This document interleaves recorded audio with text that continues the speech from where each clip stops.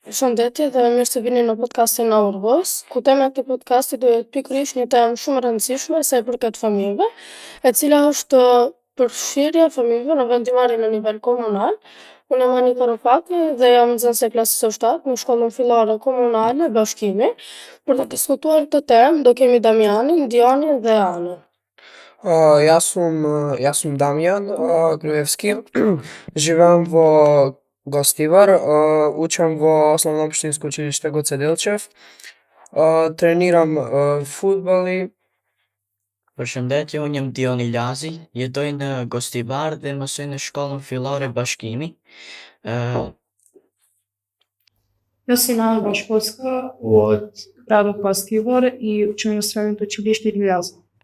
Mund të vazhdoj me pyetjen e parë. Dion, çfarë të drejtë e kanë fëmijët dhe si mund t'i përfaqësojnë?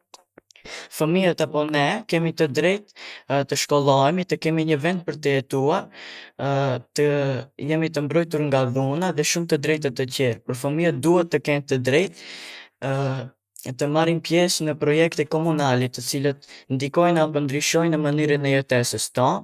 Unë mendoj se fëmijët duhet të marrin pjesë në projektet komunale për shkak se zakonisht ne jemi ato që dallojmë ndryshimet, çfarë duhet të ndryshohet në komuna. Dhe unë për vete kam dalluar dy gjëra kryesore, qenë ndacak dhe papastërtia e qytetit.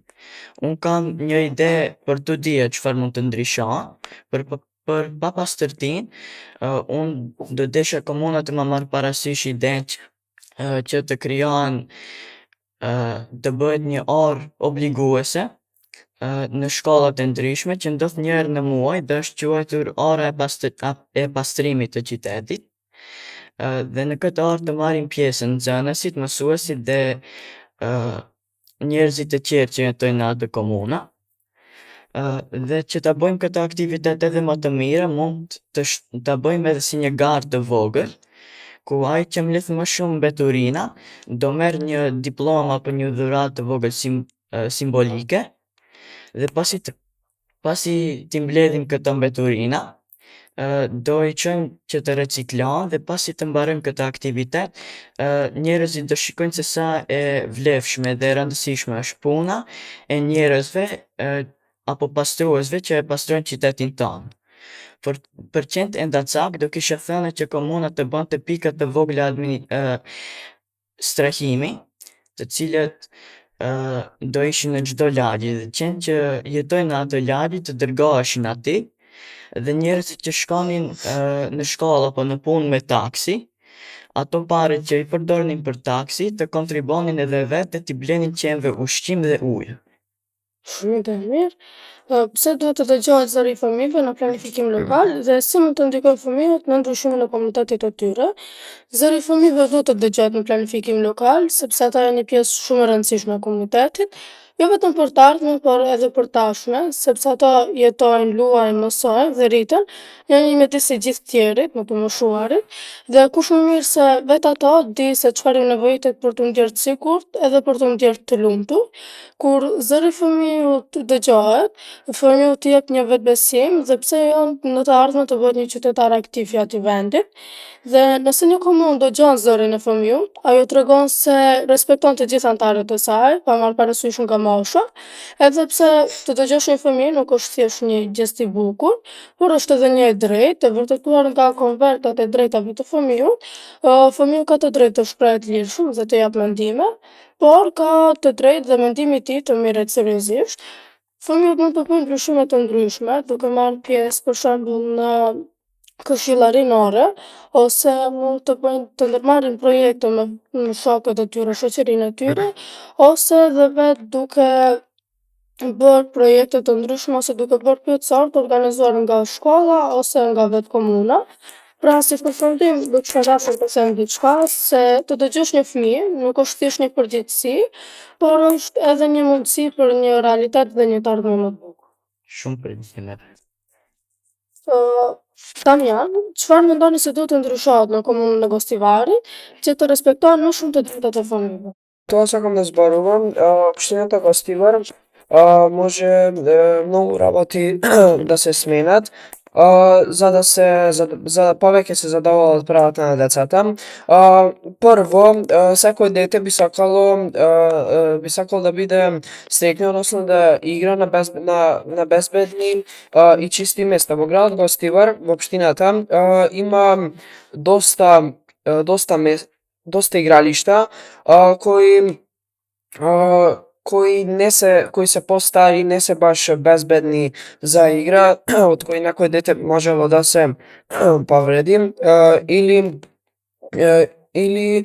да се извалка, тоа воопшто не е во ред. Второ,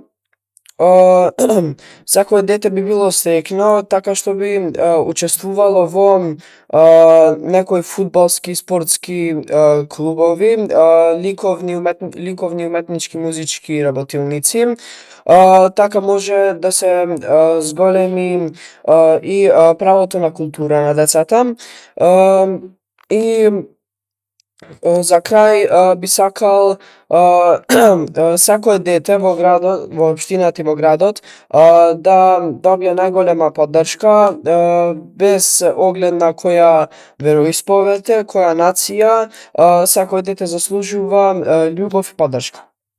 Dus het is kast, stond dit sim ja de luchenve, fat ke tsift janë gjithë të lojra me vërtet ka shumë në komunën tonë, por fatkeqësisht adoleshentët e sotshëm bëjnë shumë dëmtime dhe ndalojnë një gjë shumë të rëndësishme për fëmijët që është vetë luajtja.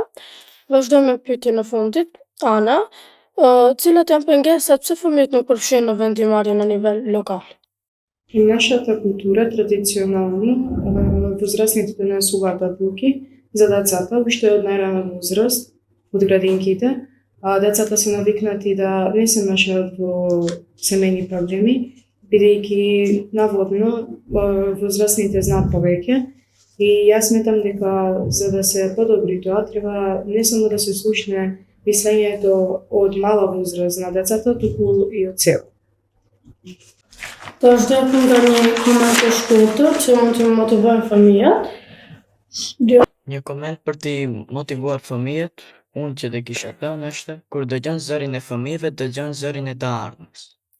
Zëri fëmijëve ka rëndësi, sepse ato sjellin ide të freskëta dhe ndihmojnë në ndërtimin e një komune më të drejtë.